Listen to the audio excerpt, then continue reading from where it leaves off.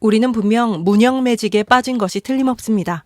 여주인공을 위해 멋지게 주먹을 날리고 네가 아프잖아 만 안 했지 모든 클리셰를 지려밟으며 어서 본 건 있어가지고. 멋있게 문영 앞에선 강태를 보고도 역시 이 드라마도 하고 실망한 사람은 없었을 것입니다. 그렇습니다.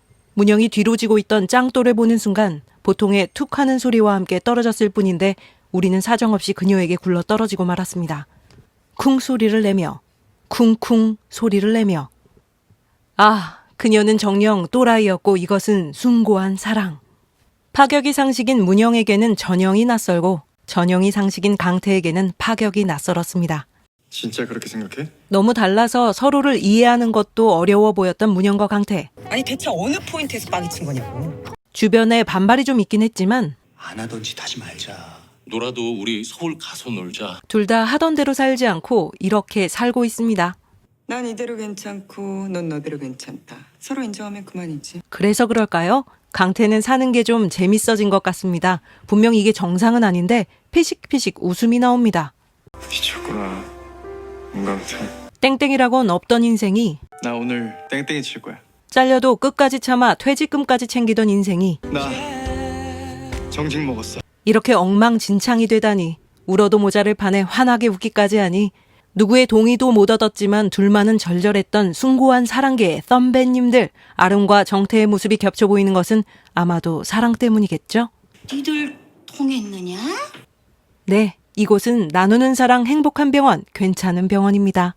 나이보다 인내의 수준으로라면 누구든 동생 삼을 수 있는 강태형님. 고진감래 문강태 선생은 변해도 너무 변했습니다. 사람들은 그가 잘 참는다고 말했습니다. 너 참는데 고수잖아. 선배 잘 참잖아. 전 형님처럼 참을성 있는 캐릭터가 아니라서. 그러나 한계에 다다른 것을 강태 자신이 가장 잘 알고 있었죠.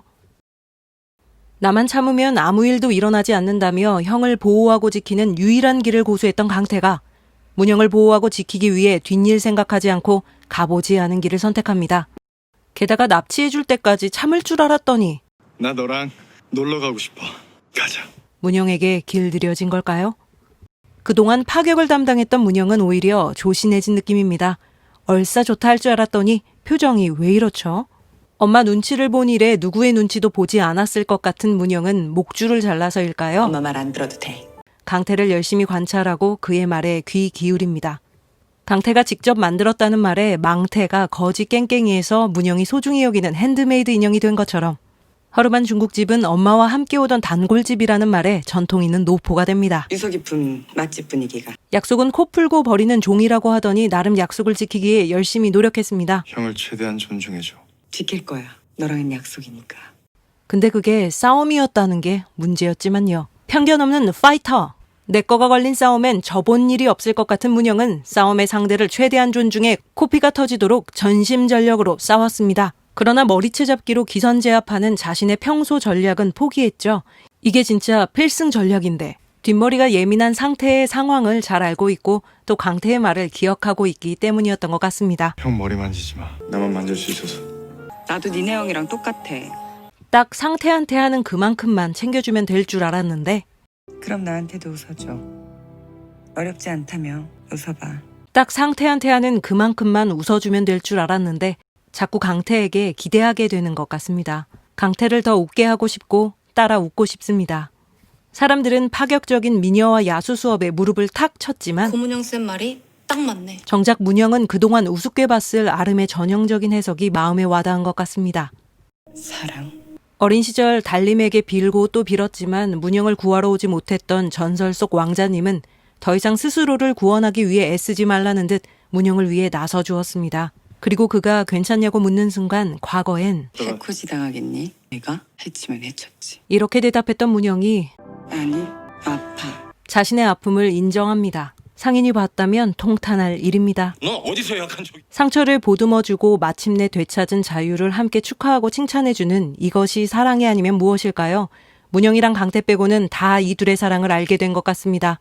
그러나 문영이 마음을 깨달은 것과는 별개로 또 생각해봐야 할 것은 그녀의 이성은 계속 스톡홀름 증후군을 향할 가능성이 있다는 것이죠. 숭고한 집착과 숭고한 사랑의 갈등, 머리가 생각하는 것과 가슴이 시키는 일의 갈등을 문영이 어떻게 극복해 나갈지 기대해 봅니다. 상태는 난생 처음 소외감을 경험했을 것 같습니다. 나도 팔짱.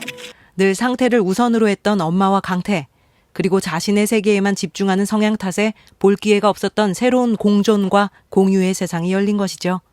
분명 자신이 문영과 계약을 했기 때문에 1+1으로 함께 이상한 게 분명한데 강태가 좀 이상합니다. 재수 씨 말대로인 걸까요? 고은영 사이코가 더 좋으니까. 고문영 작가님에게 메추리알도 집어주고 계란말이도 챙겨줍니다.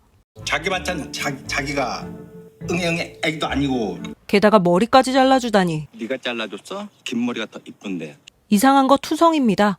그럼 나도 갈래. 강태랑 점심 먹는데 쫓아온 문영도 자신만 보내고 둘만 있는 모습도 영 불편합니다. 그러다 발견한 망태. 입양 보낸 적이 없는 망태가 2020년 6월부로 입양이 됐다고? 망태 누구 거야 누구 거? 문영은 싸움을 잘해도 너무 잘했습니다. 재수 씨 방은 반반. 치킨도 반반. 그러나 아무리 생각해도 강태도 망태도 반반은 불가능합니다. 아, 불안하다. 형님. 그래서 망태는 필요한 사람 고문영 작가님에게 양보하고 강태를 남기기로 했습니다. 양보해. 강태 말고 망태. 강태는 늘 형을 설득해왔습니다. 잘 들어. 알아들을 수 있는 말로 옳은 선택을 할 수 있도록 말이죠. 그럼 둘 중에 뭐가 더 좋아요? 양보는 이번 일에 정해진 답이었습니다. 그런데 문영은 혼자이니 강태 말고 망태를 양보하겠다는 상태의 말에 마음이 복잡해집니다. 예전 같았다면 형의 조금은 더 성숙해진 선택에 기뻤을 텐데 문영에게 마음이 열릴수록 잊게 되는 형의 존재와 상태에게 있어 그 무엇으로도 대체되거나 그 누구와도 공유될 수 없는 자신의 존재가 더욱 무겁게 다가온 것은 아닐지 생각해 봅니다. 강태는 누구든 자기 편으로 삼고 싶은 사람인가 빨리 봅니다. 와서 나랑 놀아. 상태와 강태는 1+1이고 같은 편입니다. 당연하지. 형제인데. 문영은 꾸준히 안전핀과 폭탄이 한 세트라는 점을 강조하고 있고 연애를 들킨 정태와 아름은 비밀 유지를 부탁하죠. 그리고 오 원장은 일 잘하는 문보호사를 탐내고 있습니다. 이 병원 실세하고 한 편을 먹는 거야. 어때? 더 이상 누군가에게 필요한 사람이고 싶지 않다던 강태는 성진 씨로 돌아와 모두가 필요로 하는 존재가 되어가는 것 같습니다. 특히 없앨 순 없지만 품고 살아갈 수 있게 된 과거의 상처들을 극복해 나가면서 상태와 문영과의 관계뿐만이 아니라 공동체 안에서의 관계들 또한 변화하는 것 같습니다. 상태가 즐겨 듣고 부르는 모두 다 꽃이야의 노랫말처럼 산이든 들이든 길가든 어디에 피어도 봄, 여름, 하물며 몰래 피어도 생긴 대로 이름 없이 피어도 모두 다 꽂힌 사람들과 더불어 사는 모습을 보여주지 않을까 기대해 봅니다.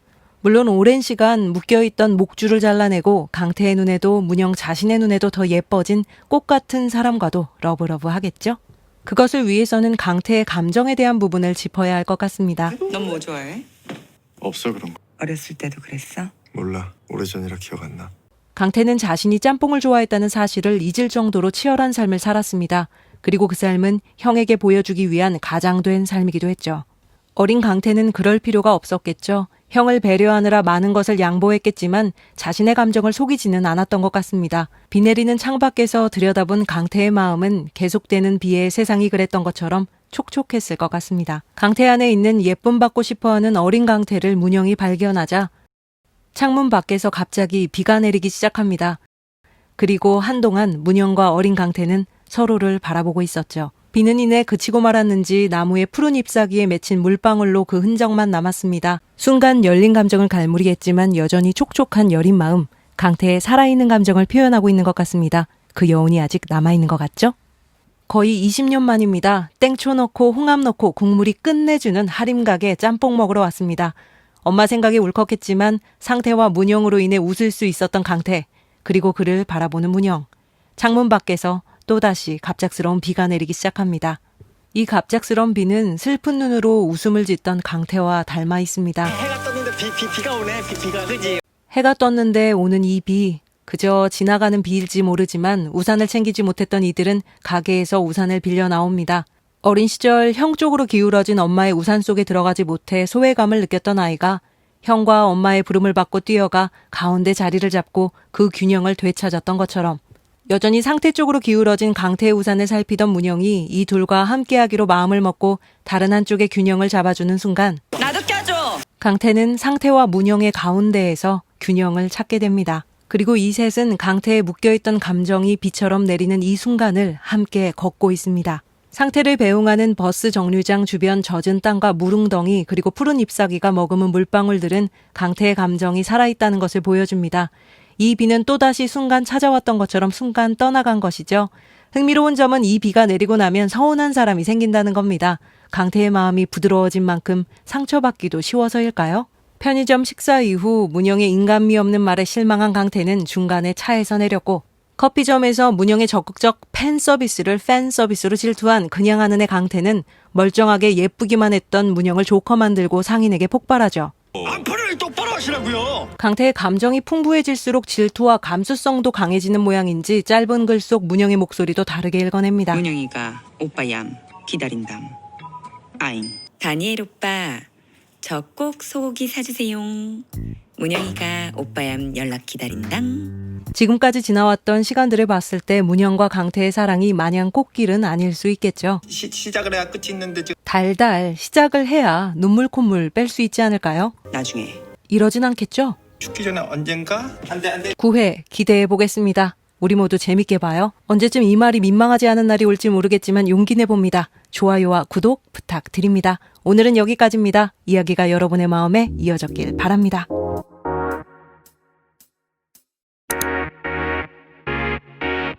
EOTV